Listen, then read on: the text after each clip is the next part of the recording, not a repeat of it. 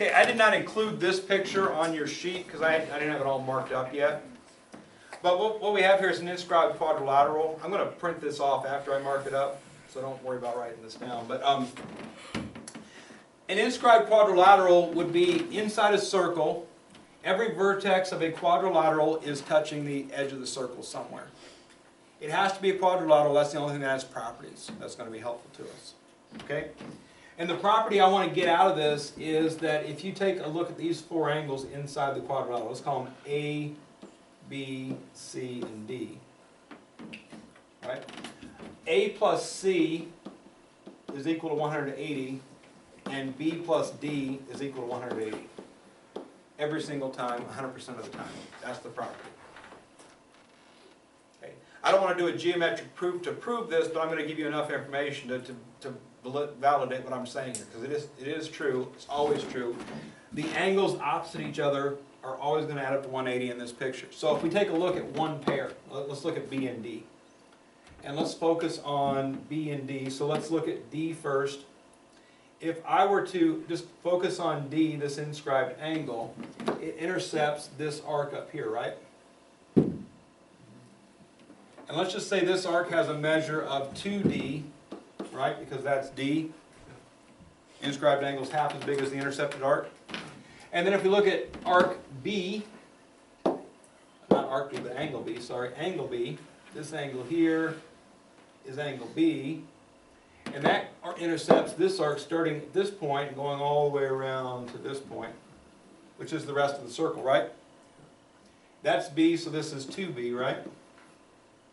So I know for a fact, just based on the fact there's 360 degrees in the circle, that 2B plus 2D has to be 360 degrees, right? Yep.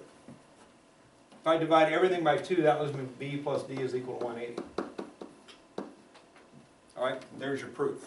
All right, not a true geometric proof, but I ain't going to statements of reasons or anything, but that's twice as big as that, that's twice as big as that. Together they make the whole circle, so they add up to 360 divided by 2. Same thing would work with A and C. 2A, 2C, 2A plus 2C equals 360, so A plus C equals 180. And again, what I want to happen to you guys is when you see that picture, these properties, these true facts pop in your head. That's what I want to happen. So you go through the effort necessary to make that happen. As you see these things, the facts pop into your head. And I'll print that out before class is over, remind me. Example 35.2, find x, y, and z. And what you're noticing here is x and y are both inscribed quadrilateral angles, and z is an intercepted arc. All right? Let's start off with z, because that's one people tend to miss. Okay, if we focus on z, z is this little piece of this arc here, which is part of this angle, right? Yep. And if we continue on with this angle, go all the way to here, we can see that the arc being intercepted is right here. Not just that, but all the way around to here, right? So the property we're going to use here has to do with the inscribed angle property. This angle's 80, so this entire arc is 160. That's the truth. That's the facts based on the properties involved in the problem.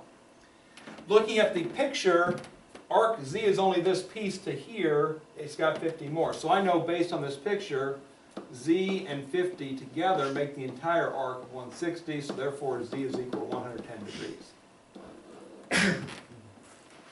All right? Be cautious. I see too many people saying Z equals 160. So they see an inscribed angle and they double it. All right? 160 is part of the problem, but again, Z is only part of this intercepted arc. There's also a 50 in there, so be careful of that. Inscribed quadrilaterals always have that kind of stuff going on.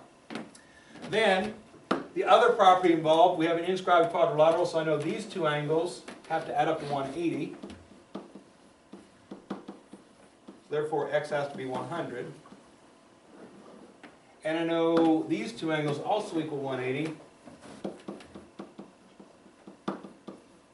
So move the 75 over, you get y is equal to 105.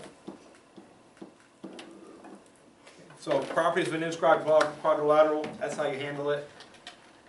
Find them in any order you want to, x, y, z, z, x, y, whatever. You find all three answers. I usually start off with the one on the arc because, again, that's the one that tends to be missed. To so you're really focused on the problem right then. Sometimes when you do a couple easy things like this, you lose focus. Oh, this is easy, and then all of a sudden you make some careless mistake.